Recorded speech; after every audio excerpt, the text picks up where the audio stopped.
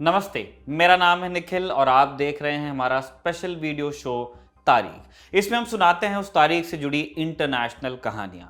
आज 2 फरवरी है। ये तारीख जुड़ी है रूस में हुए एक रहस्यमयी हादसे से। इस हादसे में 9 पर्वतारोहियों की मौत हो गई थी। बहुत ढूंढने पर उनकी लाशें मिली। सभी के शरीर का कोई ना कोई हिस्सा गायब था। अभी तक इन मौतों का रहस्य नहीं खुल पाया है। बस अलग अलग थ्योरीज चलती हैं, अलग अलग दावे होते हैं, पुष्टि कोई नहीं कर पाता। पूरी कहानी क्या है, आइए विस्तार से जानते हैं। साल 1959, जनवरी का महीना, बर्फबारी वाला मौसम, जगह यूराल पॉलिटेक्निक इंस्टीट्यूट। यहां से 10 मेंबर्स वाली एक ट्रैकिंग टीम यूराल पहाड़ियों की तरफ रवाना हुई। उन्हें 14 दिन में 300 किलोमीटर तक बर्फ पर ट्रैकिंग करनी थी। अगर ये लोग अपनी मंजिल तक पहुंच जाते तो उन्हें ग्रेड 3 का सर्टिफिकेट मिलता।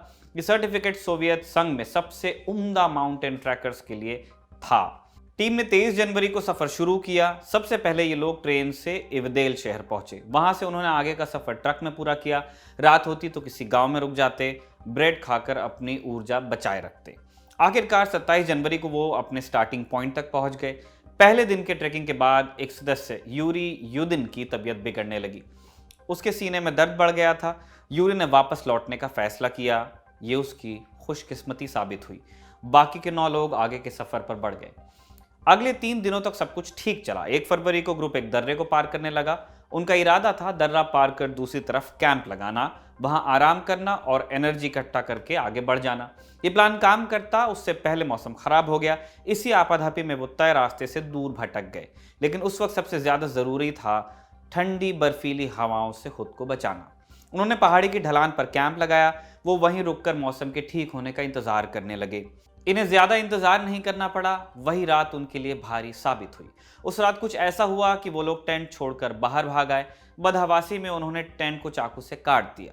उनमें से कई लोग अंडरवियर्स में थे। बाहर का तापमान -30 डिग्री पर था। खून जमा देने वाली सर्दी में उनके बचने की संभावना खत्म हो गई थी। यही हुआ भी। बाद में उन्हें किसी ने जिंदा नहीं देखा। वो लोग उसी पहाड़ी में दफन हो जाते अगर कोई उनकी खोज खबर न लेता। अब ये कैसे हुआ? दरअसल उस ट्रैकिंग टीम का मुखिया 23 साल का एक नौजवान था, इगोर दयातलोव। उसने कहा था कि 12 फरवरी तक वो सफर पूरा कर लेगा, फिर वहां से अपने कॉलेज में टेलीग्राम भेजेगा। 12 फरवरी बीत गई, कोई मैसेज नहीं आया और होते होते 20 फरवरी आई, लेकिन नतीजा सिफर रहा। अब उसके घर वालों को चिंता हुई। उसने सरकार से रेस्क्यू मिशन चलाने की मांग की उन लोगों ने। इसके बाद शुरू हुआ तलाशी अभियान। पहले स्टूडेंट्स और टीचर्स का एक वॉलंटियर ग्रुप पहुंचा, फिर पुलिस और आर्मी भी इसमें शामिल हुई। हेलीकॉप्टर्स और प्लेन्स की भी मदद ली गई। ये तलाशी अभियान अगले 2 महीनों तक चला। किसी के जीवित होने के निशान नहीं मिल रहे थे। सभी पर्वतारोहियों की मौत हो चुकी थी। कई लाशें बर्फ में 4 मीटर तक धसी हुई थी। एक की जीभ गायब थी।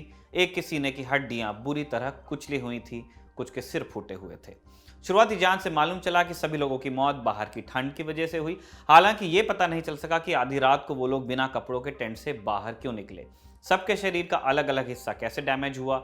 वो लोग अनुभवी ट्रैकर्स थे, फिर उनसे भूल कैसे हुई? ऐसे अनगिनत सवाल उभर कर सामने आने लगे, लेकिन वहां उनका जवाब नहीं था। थी तो बस कॉन्स्पिरेसी थ्योरीज। मसलन उन पर किसी दैवीय शक्ति ने हमला किया। कोई कहता कि आदमखोर जानवरों ने उनकी जान ली। किसी को एलियंस पर शक था तो कोई सेना पर कोई सीक्रेट एक्सपेरिमेंट करने का शक जता रहा था। इन्हीं थ्योरीज को समझते बूझते 6 दशक बीत चुके हैं। 2019 में रूस ने इस हादसे की फिर से जांच शुरू की।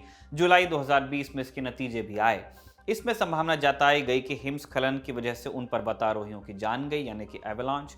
ये भी दावा किया गया कि मौत से पहले उन्हें बचने के लिए उन्होंने काफी संघर्ष किया होगा। हालांकि ये दावा भी संभावनाओं की बात करता है। 9 रहस्यमय मौतों का राज पूरी तरह से शायद कभी न खुल पाए। जिस जगह पर उन पर्वतारोहियों की मौत हुई, अब उसे दयातलोव पास नाम से जाना जाता है। आज की तारीख में बस इतना ही। नई तारीख, नए किरदार और नए किस्सों के साथ आपसे फिर मुलाकात होगी। देखते रहिए दिल ऑन टॉप। शुक्रिया।